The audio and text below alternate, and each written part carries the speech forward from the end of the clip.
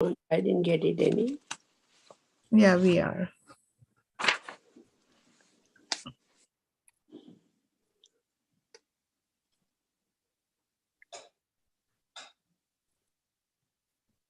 Okay. So I think we'll be available shortly here. Okay, looks like we are broadcasting. All right, so let's get started. Om Jnana-timirandhasya Jnananjana-shalakaya Chakshurunmilitam Yena Tasmai Shri Gurave Namaha. Okay, welcome once again to our weekly class on Bhagavad-gita and the other scriptures. And so we have a very good turnout today. We have Kumalade Mataji, Varshana Mataji, Vindhyavali Mataji, Garima Mataji, Suraji, and Sulekha Mataji. Also, Meera Mataji also joined us. Fantastic. So this is very good. I think you all are excited about the verse we are going to do today, 4th chapter of Bhagavad Gita. And just for the quick check, so what is the general topic we are talking about in Bhagavad Gita these days?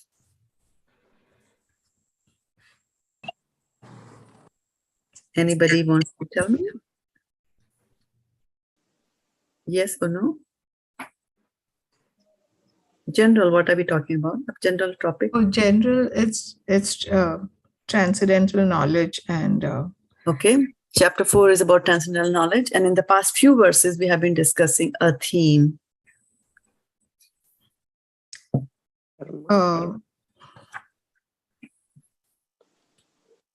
Hare Krishna. I happen to remember 4.24. That one was Brahma Havir. I know it was few verses back. Brahmarpanam Brahma Havir. Yeah, Brahma. That's right. Brahmaivatena kartavyam Brahma karma samadhina. Yeah, for that one, I did miss last week, and that one is really profound to me when you said, "Oh, how do we get in connection?" Like here, we can get in touch with through telephone or through mailing somebody. So that one was pretty profound for me. That verse. Very nice. Also being not attached to the modes of material nature. All right. That helps you. Okay. Good. If you're situated in the transcendental knowledge. 24. Okay. So I was looking for the word yajñā or sacrifice. Sacrifice, yeah. That's what we have been talking about for the last few weeks. Yeah. So let us just have a look at that. Okay. So I'm bringing up chapter 4 here for you. And of course, 24 was the Bharma Arpanam Brahma Havir that she remembered so very nicely. And so Upper Meera Mataji. And so here after 24 of course was a person who's fully absorbed in Krishna consciousness is sure to attain the spiritual kingdom because of his full contribution to spiritual activities in which the consummation is absolute and that which is offered is of the same spiritual nature. So Brahma Arpanam, Brahma Havir, Brahmagna, Brahmana Hutam, Brahmane Vatitena Gantavya, Brahma Karma Samhadina, right? So everything becomes, Krishna conscious because of being touched with transcendental activities. So whatever you touch or associate with, you get the qualities from there, right?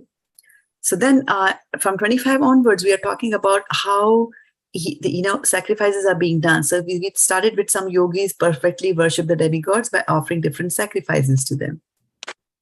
And some offer sacrifices in the fire of the Supreme Brahman. The next, some brahmacharis, sacrifice the hearing process and senses in the fire of mental control, where others, the regulated householders, sacrifice the objects of the senses in the fire of the senses. Others who are interested in achieving self-realization through control of the mind and senses offer the functions of all the senses and of the life breath as oblations in the fire of the control mind. So Life breath. What was it? We talked about life breath yesterday. What's the Sanskrit for that? Prana. Pranavayu. Yeah, sorry, prana or pranavayu. That's what it is, right? So basically, one thing we have to understand, there's a word sacrifice and then there is a word austerity, right? So there's a difference between the two that we maintain that distance in our real lives between sacrifice and austerity, right? So what do you think is sacrifice? We use the word sacrifice a lot, right? Yajñā. Give up something which you really like and giving it away. That is a sacrifice. That is a sacrifice. Very good, right? There's something that you really like for yourself and then you're giving it away. Okay. And then what is austerity? Hare Krishna Mataji. Austerity is concentrating on the Lord and keeping your mind away from all the material things, you see, away all the relations, all the things, everything away, and then just concentrating on the Lord. Maybe sitting in a silent room, or maybe going to the forest and taking in Kali Yuga, that is not recommended, and just chanting the holy name of the Lord. That is also an austerity. I hope. Samadhi. So austerity, chanting or austerity? In the beginning, yes. Right? For relative principles. I'm saying in general life, right? In general life, when you use the term austerity, like he or she is undergoing austerities. What do you think when you talk about that? And how is that different from sacrifice? It is severe attitude or manner. Something severe, something tough. Sternness or severity. Something stern, right? Yes. So when you undergo austerities, right? So when you're going austerity. Like Dhruv Maharaj stood on one leg and meditated on the Lord and chanted his holy name. That is austerity. That is austerity, right? So he's undergoing some difficulties. And so when you're doing austerities, basically we are undergoing some difficulties. We're undergoing some difficulties. And for example, if I want to become a swimmer, right? So I have to give up certain other things. And I will be undergoing, like, get up in the morning, get up every day, go into the swimming pool and learn how to swim, no matter if the water is hot, if the water is cold, if I'm tired or whatever. If I want to go to swimming Olympics, I have to do this. So I'm doing some austerities, right? Stern behavior or undergoing certain difficulties. Okay. So there are austerities that you can do. But here, when they are sort of talking about in these verses in chapter number 4, they talk about, that don't eat too, like Dhruv Maharaj was not eating, right? So that's an austerity. But then here they seem to be saying that, don't eat, that's also a sacrifice. Don't think, that is also a sacrifice. So why is not eating, not thinking? For me, maybe not thinking is an austerity because my mind goes all over the place to control the mind. Right? So in these verses, they are talking about all these things as a sacrifice, because sacrifice means that you're giving up something. You're giving up something for a higher cause. That is a right sacrifice. Otherwise, you can do sacrifice in the mode of ignorance, sacrifice in the mode of passion, right? Sacrifice in the mode of goodness. And then, of course, the things that if we go back and look at Dhruv Maharaj and see what did he sacrifice? Like when he's standing on his feet for some number of months, like last month, like that, he was standing on his feet all the time. So what did he give up by standing for 1 month? He was standing on one feet. One foot. He was standing on 1 foot for the last month. But for 1 month. So what did he give up? What did he sacrifice? Comfort. Yes. He sacrifices his comfort, right? He sacrifice certain things that you do for your general well-being also. He sacrificed sleep, standing, right? So you're giving up something. So in general, the sacrifice term is generally used when you give up something, right? When you give up something which is pleasurable to you. So like as a brahmachari or a brahmacharini, as a young boy or a young girl, I really enjoy when my mind goes here and there, right? You see a beautiful boy and you think, how life is going to, you get married in the mind and then you go all the way, right? So you are sacrificing that. The brahmachari is saying, I'm not going to think about that. Or a brahmachari is saying, I'm not going to think, my mind will go. My sense organs are going to gather this information. There's a beautiful form outside and then start to churn, but I'm going to control that and I'm not going to do that, right? So it is an austerity to control the mind. It's a difficult thing to control the mind in the beginning. It's a difficult thing. So it's definitely an austerity. And but they are giving up something. And what they're giving up is that pleasurable sensation. Eating less, you're giving up the pleasure that you get from a full tummy or even a bloated tummy, right? Eating too much, like, oh, I ate so much like that.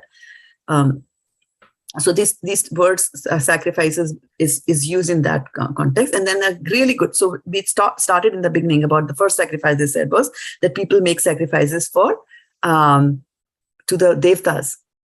Why would anybody in general, people make sacrifices to devtas to gain something, right?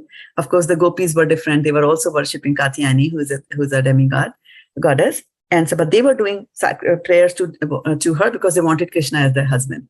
So because their wish was a transcendental wish, like, to get Supreme Personality of Godhead as a husband, then that becomes a transcendental activity, although they were sacrificing, right? They were sacrificing their comfort. In the month of November, they were going into the water, taking a water in the Ganges when it's very, very cold, right? In UP especially. So they are sacrificing their comforts. They could have just slept through, right? So those kind of sacrifices are, so that way, these verses are building upon the concept of a sacrifice. And through these sacrifices, what happens is that these sacrifices, like sometimes people say that giving up food, like it's torture to the body, right? And tell me, how is giving up of food going to help me get connected to Krishna? Right? So what happens is that your body needs the food. So when the food is not there, the body will give you grief, and every now and then you'll get up, or by mistake you will eat something if you don't control yourself. Right? So when we do fasting, we just don't tell you to just fast like that, right? We also tell you that on a day of fasting, you should also listen to Krishna Katha, right? Go to the temple and you listen to the Krishna Katha. And isn't that amazing that the moment you enter the temple and sit down in the Krishna Katha, you forget that you are hungry? Does it happen? At least for some time? Till the smell of prasadam starts coming again into the temple hall, right? So the idea is that if you connect your sacrifices, these sacrifices have to be connected to Krishna, right? So all these things, and we also saw last time, we talked a lot about pranavayu, or the pranas, right? And we said that's the soul, which is there embodied in this particular body. So the soul is connected to the body through, what is it that connects the soul to the body? The spiritual soul to the material body, the gross body. What is that thing Mind, that connects? mind, Mataji. Mind connects it. Very good. Right? And what is it that connects the mind to the body? Pranavayu. Pranavayu, exactly, right? So pranavayu connects it. So this is how the connection is. So the idea is to remove your mind away from the bodily concept. So then you regulate the senses. Right? And we talked about the various 10 kinds of airs and things like that by just controlling the way that you breathe. It's also called pranayama. And we saw that how by controlling the senses, Dhruv Maharaj became so powerful, right? Because he was doing the pranayama. But you can do pranayama so that you have a balance in life, so that your mind is controlled and not be connected to God at all. A lot of people do pranayama and they are vice presidents in organizations and they are happy. With this, they're unhappy there and they want to control their mind because, it's a big post and you have to work really hard and there are challenges. So they want some mechanism to control the mind. They can do pranayama, right? So, but the real pranayama was what Dhruv Maharaj was doing. So he was connecting to Supreme Lord, Om Namo Bhagavate Vasudeva. He was chanting also at the same time, right? So he was in connection with the holy name. And when you're in connection with Krishna, then you get the powers of Krishna. So that is why Dhruv Maharaj, although he was a small 5-year-old boy, and he was standing on the tip of his toe on one leg, but he was also on the tip of his thumb, right? Like that, on the toe, the big toe. And by that, he became so heavy because Krishna is the heavier than the heaviest. He became so heavy because of his connection with Krishna that all the planetary system started feeling the burden. And they started, they ran to Brahma saying, what is happening? Stop, and all that kind of stuff. So when you connect your activities with Krishna, the results are very, very different. When you connect your activities just on a material plane, then we can't guarantee any result because there's no guarantee in this material world. Is there a guarantee? No. There you go. Then what, people can promise anything and not keep their promise. You can't do anything about it, right? So that is where we are. So we'll continue. We'll continue with the sacrifices that we were talking about. And so today's verse, as you pointed out rightly, is 4.28.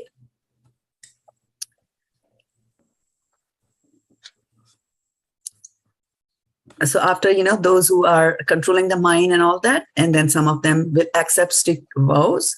So there's a term promise. So having accepted strict vows, some become enlightened. So vow is vow, actually. So vow is something which is stronger than a promise. Promise is just, kids will make promise like that. We'll be best friends for life like that, There's a promise, but a vow is a very big thing. So when we take initiation, we are taking initiation vows, right? Similarly, when the Christian nuns, they become Christian, they vow, right? It's a very serious thing to take a vow. Okay, so here they're talking about dravya-yajñās, tapo-yajñā, yoga-yajñās, tathāpare, svādhyāya-jñāna-yajñāś, yatayaḥ, saṁśita-vratāḥ. So dravya-yajñā, sacrificing one's possessions. So dravya is possessions. Tapo-yajñā, sacrifice in austerities. By undergoing austerities, you're sacrificing your pleasure, right? So that is tapo-yajñā. And when we hear the word tapa, do you remember something from Srimad Bhagavatam? Yes, Mataji. Hare Krishna.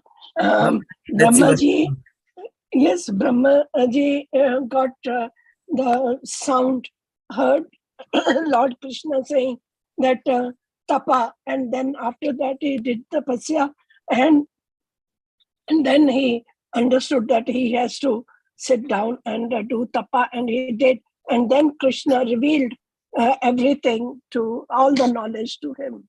Yes, very good. Yeah, he heard the word ta and pa. Right? Ta ta da da na pa pa ba ba ma. So ta and pa. Right? So you have to do sacrifices. You have to undergo austerity, sacrifice and austerities. And after that, Krishna comes and meets him and shakes his hand. Imagine Krishna coming and shaking hands. So he says, Bhadram te. But Mataji, one question comes to my mind, that Brahmaji was just born, and how did he understand that tapa means to sit down and do tapa? Good. And then, okay, I'll open this question to the class. What does the class think? How do you think Brahma understood tapa?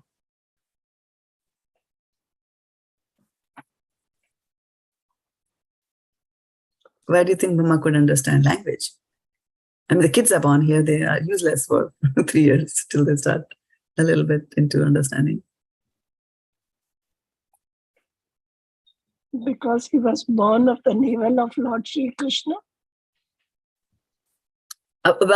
So yes, one thing is there that he was born of the navel of Lord Krishna, and we don't see any Brahma as a small child. So he was born like that, right? Like Draupadi. She was never a small child, right? She came out of the yajna as a full-form lady. So what we see these days is just one type of creation, sarga, right? There's one type of creation is there. But when people come out in full solid form, full-fledged people come out of the yajna, and you're doing sacrifices. So those are exalted things which you don't see in the fire sacrifice. However, why Brahma understood all that, and it says that in Srimad Bhagavatam, is that from his previous impressions. From his previous impressions, Brahma knew that he is supposed to create. And then this connects with what we were talking last time, that what is death? Death is, what happens at death? The soul leaves the body. The soul leaves the body all alone? No. No. It carries intelligence Yeah. and false ego also. Also. But what is the name of Mind that? intelligence, What is the name of that combo? pranavayu. Karma. Hmm? Karma. Mind, intelligence, and Gross false body. ego. False ego. Yeah. That's As called subtle body. subtle body, exactly. Subtle Yeah. body. Yeah. Yeah. So the soul leaves with the subtle body, which is mind, intelligence, and false ego, and it also carries the pranavayu. And then it enters into another gross body. And as soon as it enters the gross body, the mind is going to connect with the gross body using this pranavayu, right? And the mind is always there. And what is a mind? A mind is also a reservoir of all that you have learned in all your previous birth. It keeps there, right? So what happens is that when you are advanced, when you reach advanced stages of devotional service, then you, if you're very lucky, you remember your previous birth. Can you give me an example of someone who remembered their previous birth? Mataji, Shukdev Goswami, because he remained in the womb of his mother for 16 years, and he said, I don't want to get involved in the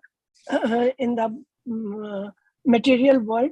So immediately he started walking away. Yes, but what did he remember about his previous birth? To know that who was I in my previous birth. That example I'm looking for. Bharat Maharaj. Bharat Maharaj, exactly. Right? Even in the body, he was very advanced. He was at the Adav Shabda, Tatha Sadhu Sangha, Tatha Bhajana Kriya, Tatha Anartha Nishtha, Tatha Anartha Nivrittisya. Tatha Nishtha Riti, then Bhava Prema. Asakti Bhava Prema. That's the way. So he was at the Bhava stage, which is just one stage before pure love of Godhead. So he was at that level, and he dies, and being infatuated with this little baby deer. So even in the body of the deer, he remembered who I was last year. So if that happens when you are at an exalted level, and obviously Brahma is exalted. He is an exalted devotee. That's why he gets this thing. So he from his previous impressions, and I think Brahma Samhita also says mentions that. So from his previous impression, he remembers. So that's why when Krishna says tapa, he understands. That's one thing. Second thing is, when Krishna talks to you, he will make sure that you understand. If Krishna starts talking to you in French, he will give you, right? And who was it who said today that I am remembering? Meera Mataji said that I'm remembering somehow, or something. She said something interesting about remembering that somehow I happen to remember 4.24 Brahma Agnav Brahma Haver, and I was just thinking that Sarvasya chaham hridhi sannivishto matta smritir jnanam apohanam cha vedesya sarvera ham eva vedo vedanta krit veda vedeva chaham, which basically means that whatever remembrance that you have comes from me. So if she remembered all of a sudden out of nowhere some class that we had like 2 months ago, and she remembers that verse, that because she had the desire to remember, and Krishna, because it's a transcendental desire, so Krishna will help there, right? So all that we have to do is maintain the right desires in our life, like that, right? So going back again, yeah. So yeah, going back again to our verse here. So tapo-yajñās, I was asking that question. Tapo-yajñās, sacrifice and austerities. So the word ta and pa.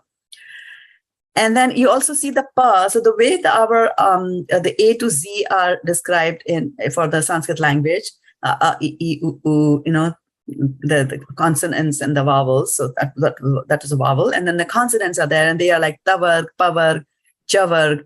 And so each set is there so that your lips and your tongue will be in a particular position doing the same kind of activity for each of the letters in one line.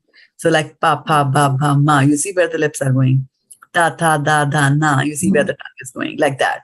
So for pa, the pavarg, the ones that start with pa are very interesting and very important.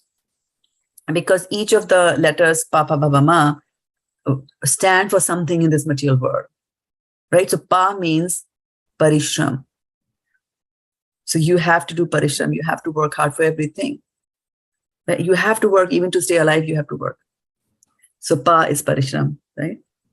Pa, pa, pa. Fena. What is fena? Fena is, the foam that comes on the sides of the mouth.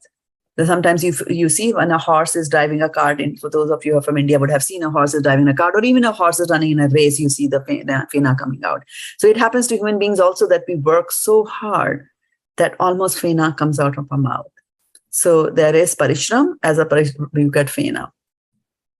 So papa, ba, bha. And so I'll come back to ba.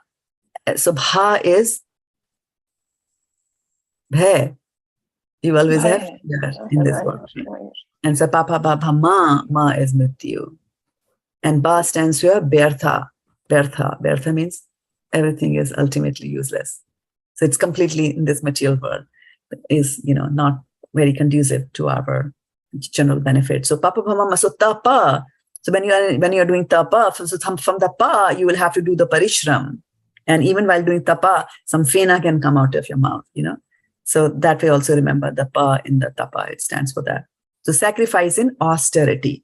Then yoga-yajñā, sacrifice in eightfold mysticism or ashtanga yoga, as we talk about that, right? Tatha does. Tatha, he's saying does because in the previous verses he has talked about the various kinds of yajñas that people do, and then he's saying, okay, dravya-yajñā, people do give to demigods, etc. Tatha does apare, others. Svādhyāya, sacrifice in the study of the Vedas. Right? So I don't want to read Harry Potter. I want to go through that austerity that it takes to sit down and read. Because what happens the moment we pick up and open the book and read? In the beginning, we fall asleep. Right? To open the Bhagavad-gita, I say like, sometimes people come and tell me that, Mataji, I'm not able to sleep at all. So I say, okay, get into the bed and take a Bhagavad-gita and read 4 pages. Guaranteed you'll fall asleep. Insomnia cured without any cost, without any side effect. Well, there are side effects of reading Bhagavad-gita, but they're all good side effects. So svādhyāya, sacrifice and study of the Vedas. Vedas to sarve. I'm the knower of the Vedas. So Mataji, ma is mrityu. Yes. Tapa bhava ma mrityu. So, right, so Vedescha sarver aham vedyo Vedanta krit vedavid evajaham. So, is this Vedanta krit, the one who creates the Vedas, is Krishna, and Vedanta krit vedavid, who understands the Veda, that is Krishna. So, Vedescha sarver aham eva vedyo. So, by reading all the Vedas, what are you going to get? Whom are you going to know after you read all the Vedas? Krishna. So then if you're doing svādhyāya, sacrifice in the study of the Veda, it might be difficult. Sanskrit might be difficult. Words might be very long. Books might be very heavy. All that stuff is there. But then that is austerity that you are performing. And you're sacrificing, again, your... basically, this material world has been created on desire. And what was the desire? Our desire was to enjoy independent of Krishna. So there's a lot of things that are there for us to enjoy. We can enjoy anything in this world, actually. So when we give up our enjoyment, it becomes a sacrifice. Because sacrifice has to give up something, right? So when you're studying the Vedas, you're sacrificing your enjoyment. I could have read a novel, right?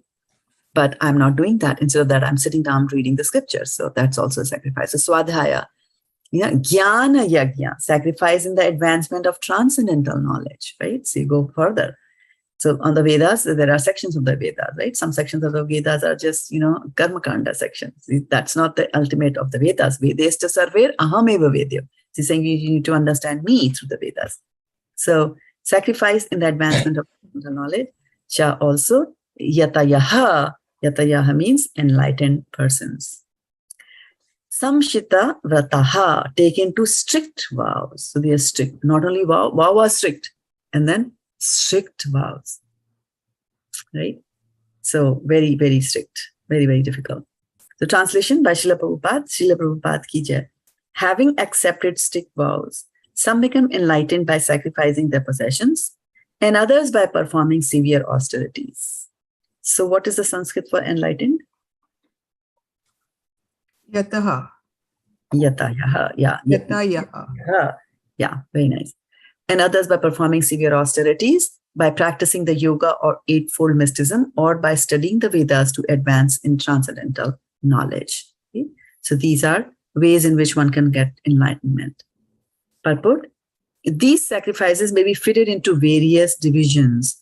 There are persons who are sacrificing their possessions in the form of various kinds of charities. Right? Dravya-yajñā.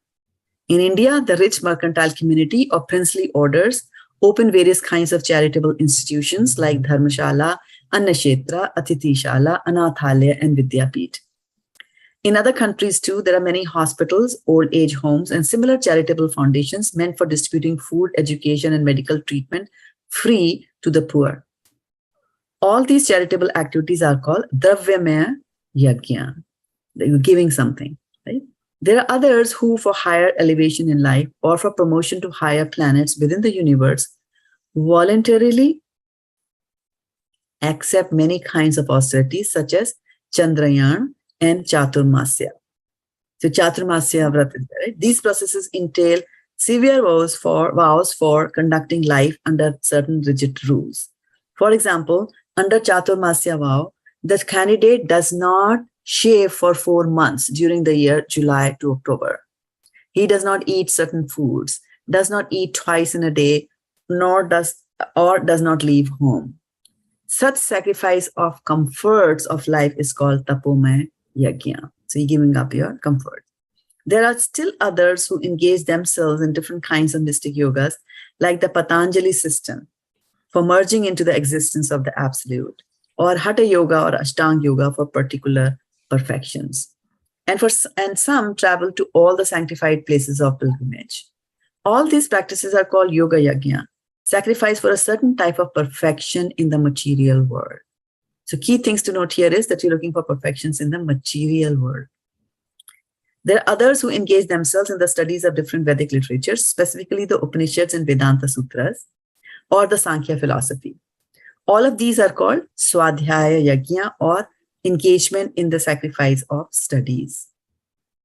All these yogis are faithfully engaged in different types of sacrifices and are seeking a higher status of life. So just higher status in the material life, you can do any of these things.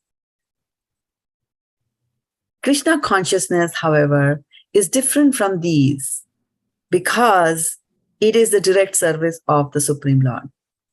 Krishna consciousness cannot be attained by any one of the above mentioned types of sacrifice, but can be obtained only by the mercy of the Lord and his bona fide devotees. Therefore, Krishna consciousness is transcendental, something that comes to you as God. So it's very interesting that we see that always Srila Prabhupada in these verses and in these purports that he writes, he'll give information about whatever is being said in that particular verse, but somehow or the other he will bring it and in conclusion he will draw attention back again to transcendental sacrifices or connecting ourselves to Krishna, right? Because that is the ultimate goal of life for us in the Brahma Madhva Sampradaya is to get prema of Krishna, right? Krishna prema is what we are looking for. So that is the ultimate that you get. You can do any kinds of sacrifices, giving away your money, giving away fruits, giving away growth, something that you grew in your home and you gave it to a charitable institution. All that is fine. All that is charity. It is guaranteed that you'll get it back, which means that you'll come back again to this material world and chances are we might indulge in sinful activities. So rather than doing that, what we should do is the sacrifice we do should be transcendental sacrifice. So do everything that we do. So, and it doesn't matter, like for example, to study the Vedas, people have to be born in a Brahmin family, at least in the previous yugas, and, undergo studies under a spiritual master, and then you get to spend the whole brahmachari life actually studying the Vedas, right? But then in the Bhagavatam we hear, Kirata hunandra pulinda pulkasha abhira shumba yavana khasadaya yene chapapa apa ashritashraya sudhyanti tasme prabha vishnave namaha. So what it says is that listing all kinds of backward communities, Kirat, Hun, Mongolians, right, like that, Pulinda, Greeks, Pulkasha, like that, right, Khas, Adi. So all kinds of people they are listing. And so they are, or anybody who is kind of taken shelter of the wrong, up ashraya. They have not taken the good shelter, up ashraya, bad shelter, right? Shudhyanti tasme. All of these will get purified. Shudhyanti tasme prabha vishnave namaha. By whom? By doing namaskars to Vishnu, right? So you could be from any of these backward classes, but just by taking the holy names of the Lord. So that is why Prabhupada always emphasizes that the yajna for this particular yuga is, recommended yajna is Krishna, Hare Krishna, Krishna Krishna, Hare Hare, Hare Ram, Hare Ram. Chanting the holy name of the Lord. Yeah, give me the name of that yajna. Mahamantra. Mahamantra. Mantra. Yajna, Chanting the holy yajna, name. yajna, yajna. Oh, What is that yajna called?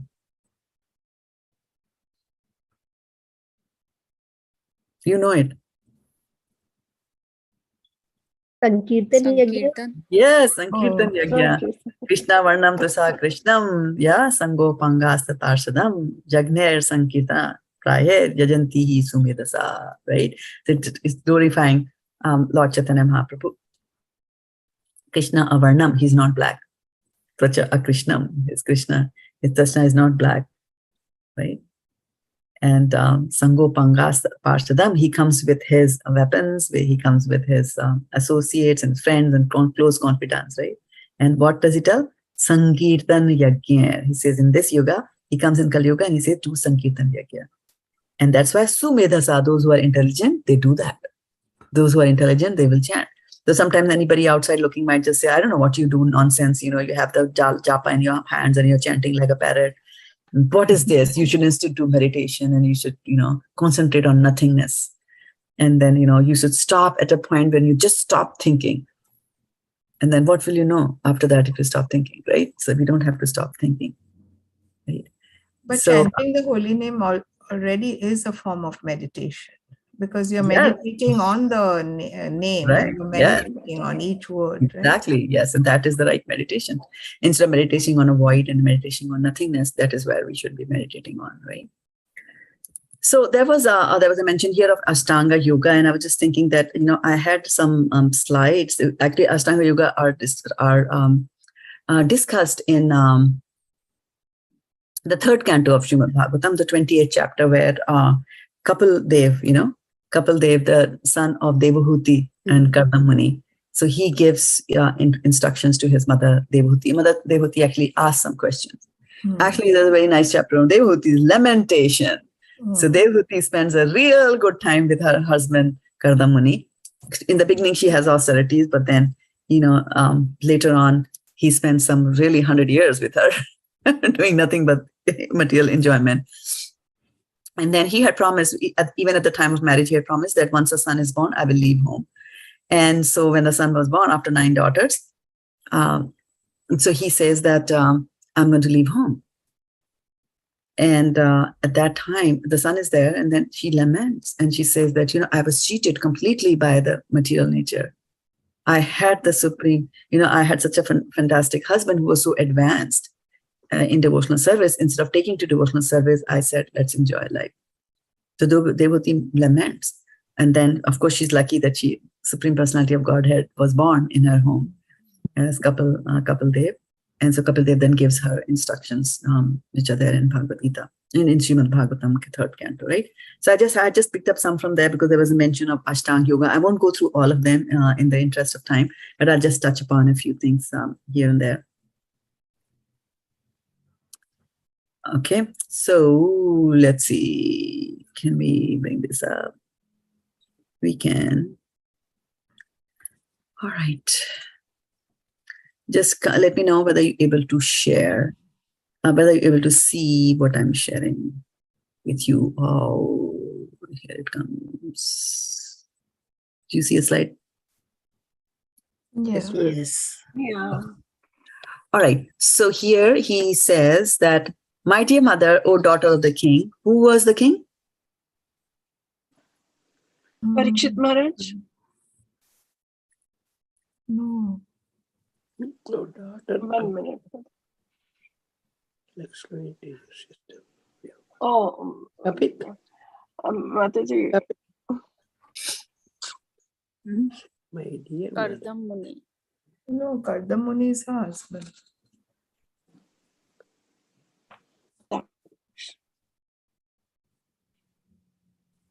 Daughter of a king. Daughter of a king. So Yeah. your answer cannot be Kardam Muni. Yeah, that's right.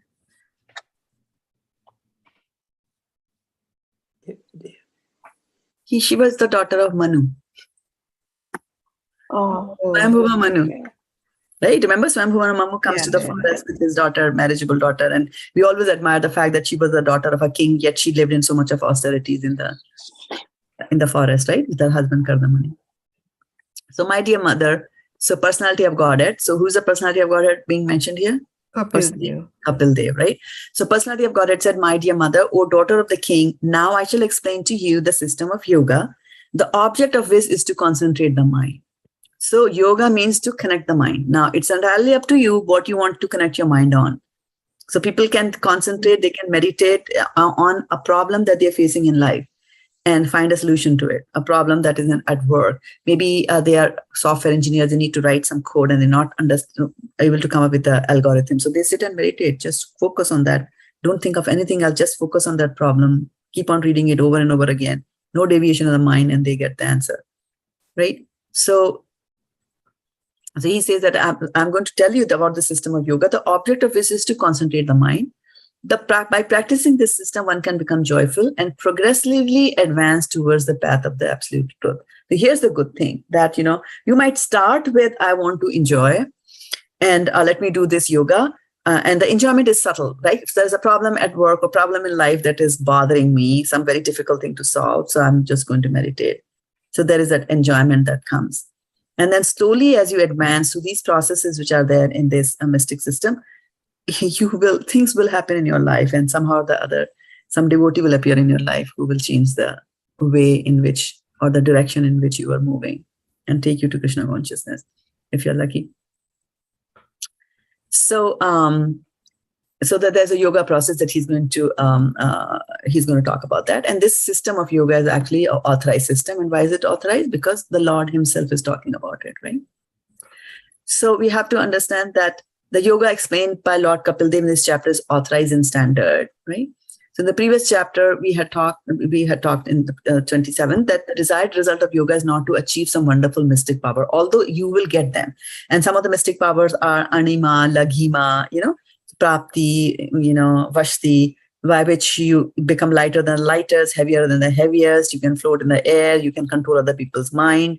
You can get whatever you want. You can go and touch whatever you want. Like sitting here, I can extend my hand and touch the moon. I don't know what I'm going to get out of that, but you can do that. Right? So, but then Prabhupada is saying that there are so-called yoga practices in which one concentrates the mind on voidness or on the impersonal. But this is not approved by the authorized yoga system as explained by Kapil Dev. So there are other people's Kapil Dev, right? And even Patanjali's yoga system, which borders on the impersonal, he explains that the target of all yoga is Vishnu. So Ashtanga yoga is therefore part of the Vaishnava practice because its ultimate goal is realization of Vishnu. Right? So why don't we do Ashtanga yoga then? If that is the, if we can get Vishnu from there, why do you think? Madhuri, I heard, I don't know whether I'm correct, but we should not do Ashtanga yoga. First of all, we are not capable to do that. And there is a voidness, and in voidness, we get lost. It is better to follow Sankirtan Yajñā because we are concentrating on one particular name and we are concentrating on Krishna. This is what I heard. Yeah. And then to add more to it, that I'm elaborating on the being qualified. We don't have the time or the lifespan to attain stillness, which will be required. So our efforts could span multiple lifetimes like that. And the environment is very disturbing. So to quiet your mind is difficult. And then also you're trying to go against the nature. So when you try to go against the nature, it's always very difficult. When we ask you to do something which is against nature. For example, some people are like that. If somebody else says something to them, they cannot tolerate it. They have to speak it out. So that's their nature. So if you tell them, okay, now here 10 people are going to say bad things to you, but you tolerate. They will tolerate, might have a heart attack from just tolerating it. They have to let it out. It's against the nature. They feel very uncomfortable like that. So it's against the nature. So we should not be doing that. And also one very important thing as to why we should not do that. And it also happens in Bhakti Yoga also, can happen in Bhakti Yoga also. But in Bhakti, the mood is very different, right? So when you're talking about Ashtanga Yoga, pure Ashtanga Yoga to attain some mystic powers. So when you get the mystic power that, you are able to go and touch the moon, then there is a tendency to fall down. Because now people will have so much of accolades for you. They will think you are God.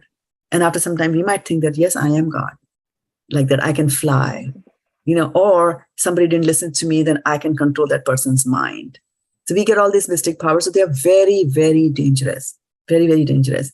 Now, when you're pursuing devotional service, also you can get mystic powers, right? But the devotee knows that this is just a byproduct, and it is very, very enticing to go that route, right? And because all that I'm just going to do is to amass money by demonstrating my skills and, flying, levitating, those kind of things. And once you have money there meant for sense enjoyment, then, you are down the decline you're headed in the lower direction like that, right? But on the other hand, if you're a devotee, your mood is of a surrender, right? So even if you get those mystic powers, we'll just see that how do I utilize them in the service of the Lord, right? For example, somebody could become very big inside and utilize that service in that capability in the service of the Lord. Who was that? Hanumanji. Hanumanji, there you go, right? So it's not that mystic powers are bad, but you need to be in control. And we also hear about Hanumanji that when he had all these powers, he was, he did certain naughty things, like eating the sun and things like that, right? So you can do that, right? But he was a devotee of the Lord, so ultimately he gets saved, and then ultimately then somebody says you'll forget all this, but then at the time when he needed it, it came back to him. Right? Somebody goes and tells him that you don't know, you are very great, you have got great mystic powers, and then he remembers. Of course, Krishna gives him the remembrance from within his heart. And then he becomes big and he crosses the ocean. Like that. And then he becomes smaller than the smallest, he becomes very small and goes to see Sita Maya over there, right? So that is using mystic powers, but to a useful end. Right? So that is what, this verse is telling us, that the Ashtanga Yoga is therefore part of Vaishnava practice. It's the ultimate goal. So you have to be very careful. It's not an easy thing. You can definitely fall down. There are high chances of us falling down there. So there are different types of yogas. We talk about the yogas in today's verse also. Basically you can do, control your breath. You can do, all kinds of mentions that were there over there, right? Or meditate and focus on one thing, or focus on wideness, this and that. But there is a verse in Bhagavad-gita that tells us that, of all the yogis, there's one who is the supreme. And yoga is basically, which verse? So anyway, I'll give it to you because we haven't yet reached that verse. So it says from the 6th chapter, where he'll continue to talk more about the different kinds of yogas. And then in the end, towards the end of the chapter, he says, Yogi nam api sarvesham matgate nantar atmana shraddhavan bhajate yomam same yukta tamo mataha. So he says that of all the devotees, those with shraddha, with great faith, right, who always abide in me, like they are always thinking of me, within themselves, Paramatma, right? So Ashtanga Yoga is trying to realize the Paramatma in your heart. That is what it is, right? And renders loving devotional service to me. He is the most ultimately united with me in yoga and is the highest of all. That is my opinion.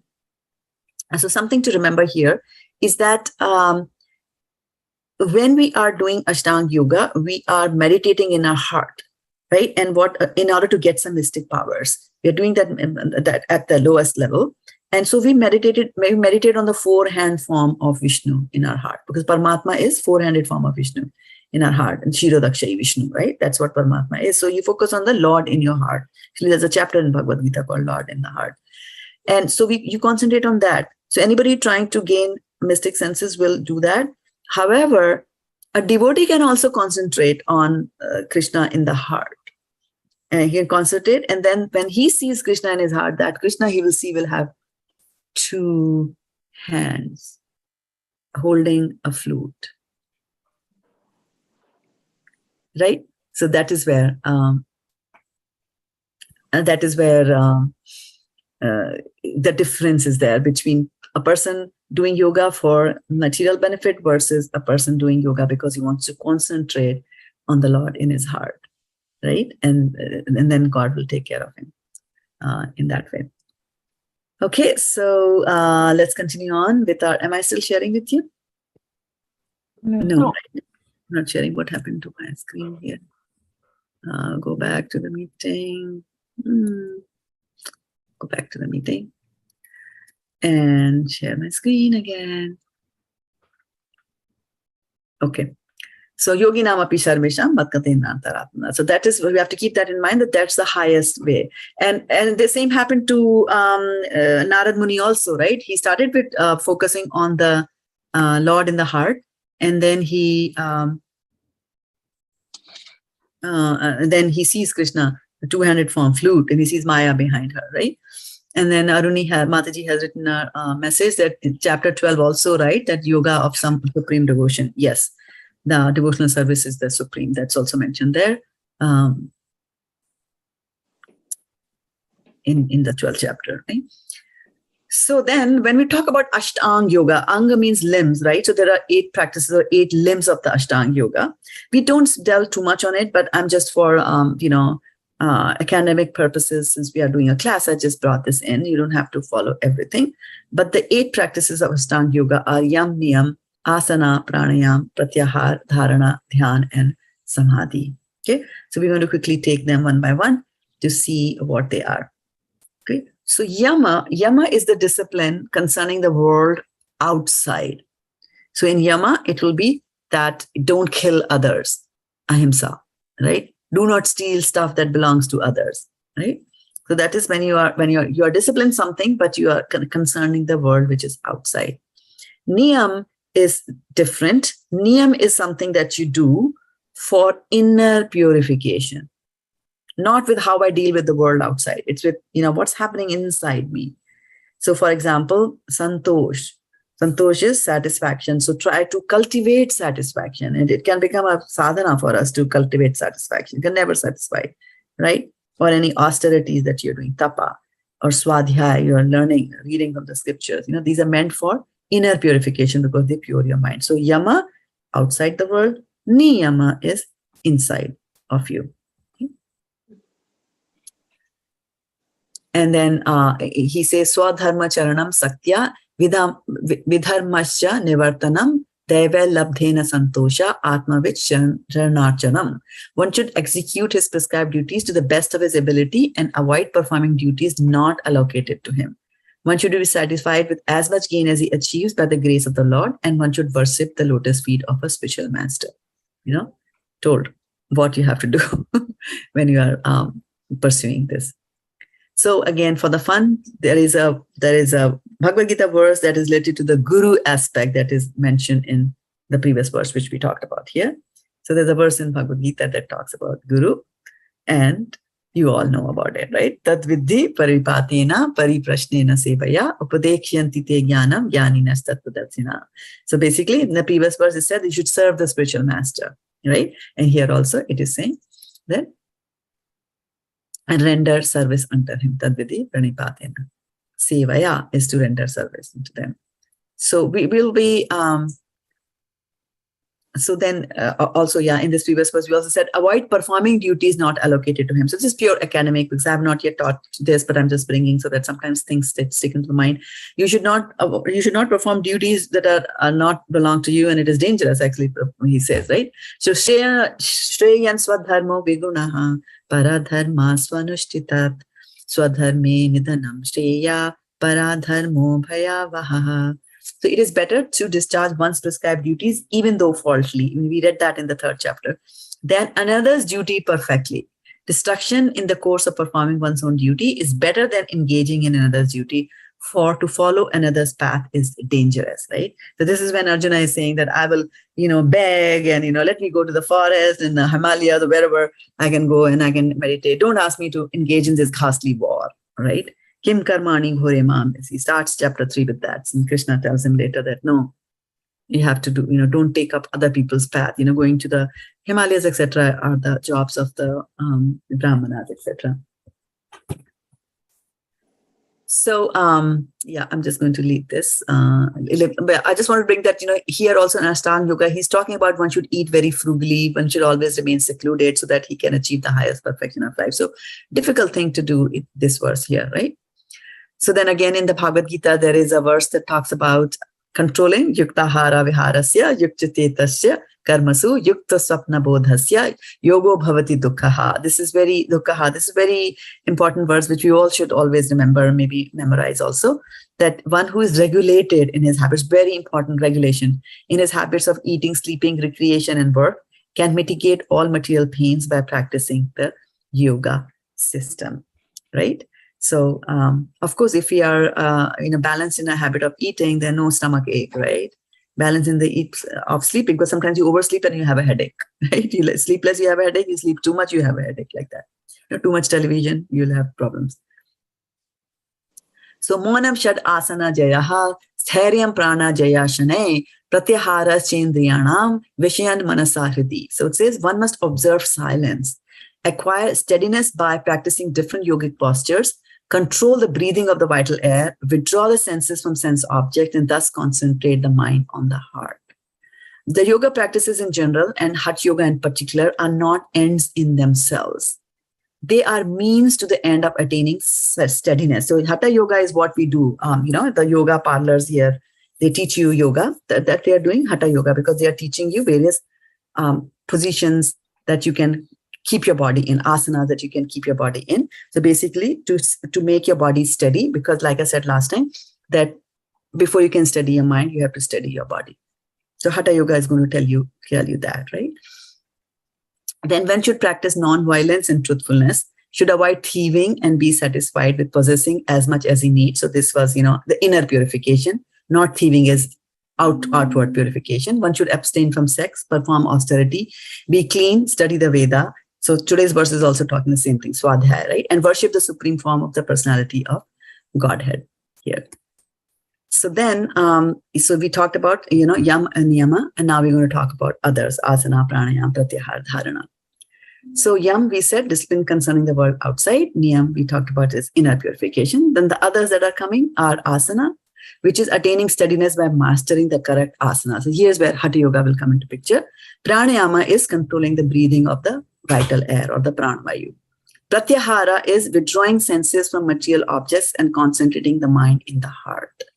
Dharana is you're fixing the vital air and the mind in one of the 6 circles of vital air circulation within the body. We don't, at ISKCON and Prabhupada's philosophy, we don't pursue this route, but academically, it's mentioned there, dharana. Then dhyan is meditating on the limbs of the Lord and Vaikuntha Leela. So dhyan is, at a very higher level of focusing your mind. Right?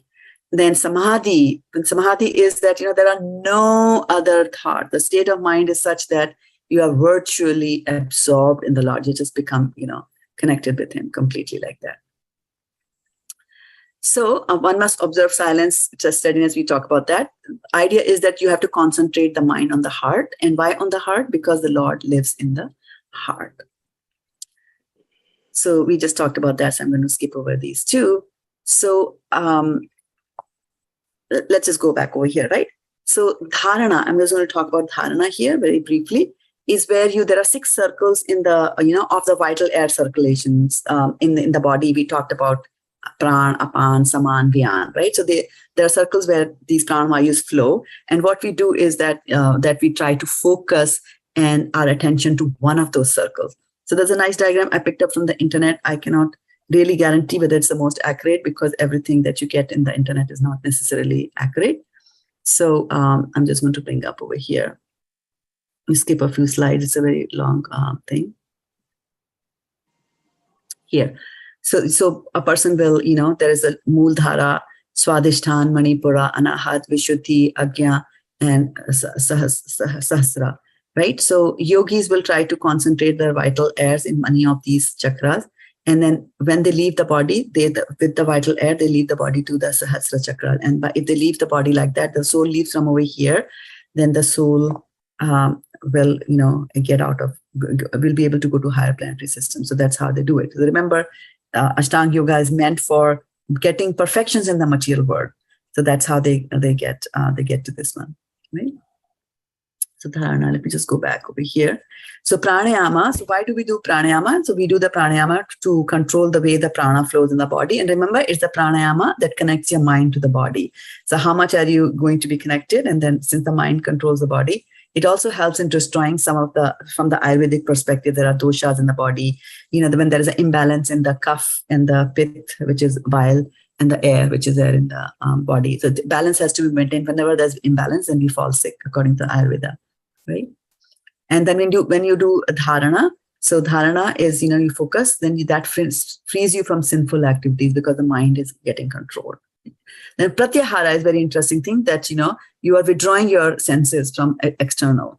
So when you are withdrawing your senses from external objects, from the sense objects, we heard about that in the second chapter of Bhagavad-gita, actually, when Krishna was saying that just as a tortoise withdraws his limbs and takes them inside, right? Similarly, you should withdraw your senses from the sense objects, right? So if your senses are withdrawn, then there's no communication happening from the outside world to the mind, right? Via the senses. So the mind will be quiet inward there.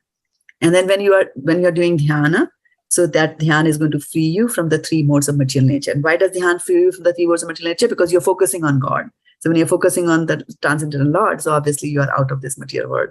You'll already reach the transcendental to that focus that you're attaining there. So, the limbs, and then in dharana, we talked about that. So there is a mention of chakra also in the Bhagavad Gita, comes in chapter number 8, but we'll talk about that when we reach chapter number 8 over here. But I wanted to kind of go through this. Ida and Pingla, we don't have to bother about that. That is too much. So the idea is that in the Ashtanga Yoga, we are doing all these things to steady the mind. Okay. So Hatha Yoga was to study the body, and then we do dhyana, pratyahara, all that to steady the mind. So after you have studied the mind, then what is it that you should do? Okay. So I'm just going to take a slight detour, and I'm going to talk about Bhakti Yoga, which is our favorite topic here. So there are certain limbs of bhakti that Prahlad Maharaj says in the 7th canto of Bhagavatam. Shravanam Kirtanam Vishnu, Smaranam Padasevanam, Archanam Vandanam Dasyam, Sakhyam Atmanivedanam. So these are the 9 that are there of ways in which, or 9 limbs of Bhakti Yoga. And you see Shravanam Kirtanam Vishnu. So once you hear about Vishnu, once you talk about Vishnu, then you will get into the habit of thinking about him all the time, right? And in our temple, we sing that very nice song, which is Shri Vishnu Shravane Parikshida Prabhu Vaiyasakir Kirtane Prahlada Smarane Tadangri Bhajane Lakshmi Prithu Pujane. Right? Like that it goes. Akrurastva Bhivandane Kapipate Dasyeta Sakhya-Arjuna Bala, I think Balir Atma Nivedanam Balir Abhut. Sarva Atma Nivedanam Balir Abhut Krishna Ptiresham Para. So basically it's saying that how these 9 limbs, it's giving us the names of the people who attained bhakti to following one of these 9 limbs. So Parikshit Maharaj, by hearing, Shravana means hearing, by hearing about Lord, he attained perfection. Kirtanam is to glorify the Lord. So who was glorifying the Lord? True Prahlad Maharaj, who was glorifying? Narad Muni. To Prahlad, to Parikshit Maharaj. Come on. Shukdev Goswami. Shukdev Goswami, right? Right? So Vaiyasakir is Shukdev Goswami. So Prahlada Smarane. So Vaiyasika Kirtane Vishnu, right? And then Smaranam Prahlad. Prahlad Maharaj was always remembering Krishna, right? Padasevanam, Lakshmi does Padasevanam of Krishna, right? Archanam, Akrur does Archanam Vandanam. Then Dasyam is Kapipatur, Vandanam is Akrur. And then Prithu is Archanam. Dasyam is, who does Dasya Bhav? Tell me quickly. Dasya Bhav, who served the Lord? Hanumanji. Hanumanji. And that's why it says Kapipatir. Kapi means monkey. So Kapipatir is the Lord of the monkeys, the king of the monkeys, Hanuman. Sakhyam, friendly. Who does friendly? Arjuna. Right? So Arjuna is Sakhyam. And then Atma Nivedanam, giving everything that you have. Bali Maharaj. Bali Maharaj did that, right? So Bali Maharaj did that. So one thing to notice over here is that Smaranam, that is thinking about the Lord, and you kind of, will also, you can also graduate from one to another following this particular path. right? So Shravanam, Kirtanam, and then Smaranam comes third over here in the nine process. It's third in the sequence, but it's the seventh in the Ashtanga Yoga, right? So, there's more that has to be done. So that's why I was asking that Smaranam is when you're always thinking that about. So dhyana is meditating on the lips of the Lord in the Vaikuntha Leelas, is dhyana, right? And the last one is dharana, I think. Last one is samadhi. So dhyana is here, third, meditating on the limbs of the Lord and Vaikuntha. There is so much more that happens after that. So I'm just glorifying Bhakti Yoga and trying to emphasize that don't get attached and too much mesmerized and carried away by Ashtanga Yoga, that I should do Ashtanga Yoga like that, right? So now when he's saying that when the mind is perfectly purified by this practice of yoga, one should concentrate on the tip of the nose with half closed eyes and see the form of Supreme Personality of Godhead. That is ultimately, you have to see the Supreme Personality of Godhead. So that is something key that we have to keep in our mind here. That when we need to pursue this approach of doing Ashtanga Yoga, right? Ultimately, we have to bring in Krishna somehow. So I've learned samadhi, right? But samadhi has to be on God. I can have samadhi on anything. I can have samadhi on a project at work. Samadhi basically means that you're thinking so much about something that you've almost become one with that thing. But samadhi, the real samadhi, is that you have to connect with the Lord. And that's why in the 6th chapter, he says, Yoginam api sarvesham. So dharana can be done. Pratyahara, you are withdrawing your links, can be done. Focusing on something can be done. Thinking only about samadhi, about something, can be done. But then what is the object of these activities that we have in place? That is the most important thing. And when the object becomes Krishna of all these, when the object of Ashtanga Yoga becomes Krishna for you, then it is the real and true Ashtanga Yoga. Doing Ashtanga Yoga just for the mystic powers is not good. Right? And we hear about so many people got mystic power, they made a lot of money, they got a lot of disciples, and then they were poisoned and killed. Right? So this is what happens when you're not connected to Krishna. But if you're connected to Krishna, then always, Krishna, Rakhe Krishna, Mare Krishna, Rakhe ke. Right? And he says that, in the 9th chapter of Bhagavad-gita, he says, Sammoham sarva bhuteshu. Name dveshti na priya. He says that I am equal to everybody. Name dveshti, I don't like anybody and I don't hate anybody. But he said, Yo bhajanti te mam bhaktya. He said, but somebody who worships me, I have a little soft corner for them. So we should get into that circle of Krishna where he has a soft corner for us. And he will do that. We'll get into that soft corner by worshipping Krishna by these 9 items, or even if it's Ashtanga Yoga. You can do pranayama. Now, pranayama is basically controlling the air. And I was saying last time that there's outgoing air, there's incoming air. And so when you do pranayama, there is, a purak, there's rechak, and there's one more I'm forgetting. Basically, what you do is that you inhale a deep breath. So not as we inhale in day-to-day life, but you inhale very deeply. And then you exhale also for a very long time. And in between these two long inhale and exhale, you hold your breath. Now we know that for all of us, it's a very difficult thing to do, right? We get distracted, we got this and that. And it's like, I'm doing pranayama and my head is reeling. Some people also say that after they do pranayama, they get a headache also. So another way of doing the pranayama, another way of controlling the way you breathe, and which is such a nice, it's such an amazing way that you can do pranayama, is to recite from the Shastras, svādhyāya, that we talked about in today's verse. If you do svādhyāya, if you recite these mantras, automatically you get pranayama, because the way they are written, the meter in which they are written, the choice of the words, the juxtaposition of the words are like that when you pronounce them, then you will get pranayama automatically happening. Your pranas will automatically get regulated. So that's why pursuing bhakti yoga is the best way to do. Like in the pranayama, there's bhastri, right? I remember some 10, 12 years ago, I used to do pranayama. And so I had 20 towels in my home because 10 for me and 10 for my husband.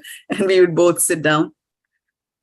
And so one of them was, you let out your breath very fast, and then when you let out your breath early in the morning, there's a lot more comes out from your nose, right? And it's all over the floor. So we used to put towels over there to do this.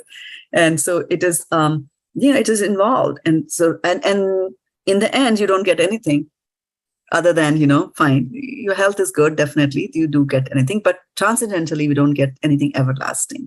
On the other hand, if you spend the same 30 minutes reciting a chapter of Bhagavad-gita, reciting a chapter of Srimad Bhagavatam in the morning, you will get pranayama, which will lead to good health, plus you're also gaining transcendental credit for you. So that is everlasting. That is what you will carry forward to your next life. So don't be attracted by Ashtanga yoga. It sounds very nice. Where's my chakra? I've got chakras. How do I take it to this chakra? Will chanting lead me to this chakra? Yes, chanting will automatically regulate your breathing and your prana, and your pranas will come here to the chakra. But I don't care where my pranas are and which chakras are. I just want that wherever my pranas are, I should be thinking about you, my Lord. That is my prayer. Because why would I want my chakra to be here in the Sahasra, whatever it is called? Right? As a yogi, I want it to be here because in the prana vayu, all my prana is here. So at the time of that, prana is going to go out. And with the prana, it is also going to take the air, the soul out with you. So I want to leave the body from here because I want to go to a higher planet. But a bhakta says, doesn't matter whether I go to a higher planet or whether I go to a lower planet. Lord, I just want bhakti. I don't care whether I'm born in a high family, whether I'm born in a low family. Prahlad Maharaj was born in a family of Daityas. Right?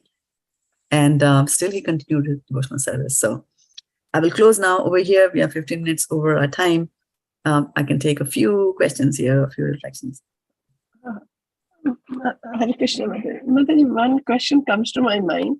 Bali Maharaj was such a pious soul that he could sacrifice everything, but still Lord wanted him to go to Patal. Why was it, Mataji? Why did it happen?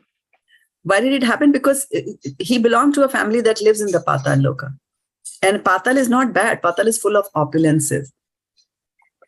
Right? And so he goes there to the opulences. The idea was that, where was Bali? Bali had conquered the heavenly planets, and Krishna didn't want him to be in the heavenly planets. Right? He's pious, all that, but he's not purified completely. Right? So he has to stay there. But however, in the Patal Loka, there are women. Bhagavatam tells about there are 3 types of women. They're Kamini, they are Pumshali type. There are 3 types of women. They're very enticing. Very, very enticing women. And you can get caught there. So although he put his foot down and thrust him and pushed him into the Patal Loka, Krishna then said that I'm going to sit outside to protect his devotee. Because he will, Kanteya prati janehi name bhaktya pranashyati, right? So he has declared it boldly that my devotee never perishes. So if you're sending your devotee there, then you have to protect your devotee also. So he does that. And that way, he brought, Krishna likes organized religion. So he has said as Chaturvarna me ashishtam gunakarma vibhagayo, right? We read that in the beginning of the chapter. So he has created these 4 varnas, 4 ashtams, and he wants certain things to happen in a certain way. So he wants the demigods to rule. He wants the demigods to control who's going to get the rain, who's not going to get earthquakes, whatever, hurricanes. He wants them to organize and control all that, not the demons. So the demons took away, they won a war, they got it, but he wanted to restore it back to the rightful owner. So he came as Vamana, did his cheating, but he gave the right thing back to the right purpose. So it was all for a good cause. He did that. Yeah. Thank you, Mother. Yeah, and then, yeah.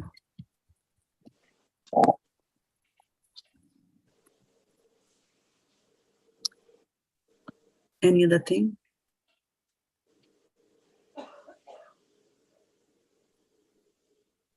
Okay. If nothing, then we will call it a day here on this call. We'll meet again on Sunday. Thank you so much for joining the call. Hare Krishna, Vanchika Patrubhyascha, Kripa Sindhubhyevacha, Patitanam Pavnebhyo, Vaishnavebhyo Namo Namaha, Gopremanande, Hari Hari Bol. Thank you so much, Mataji. Thank you so much, Welcome. Mataji. Thank you for joining. Hare Krishna. Hare Krishna. Thank you. Long time.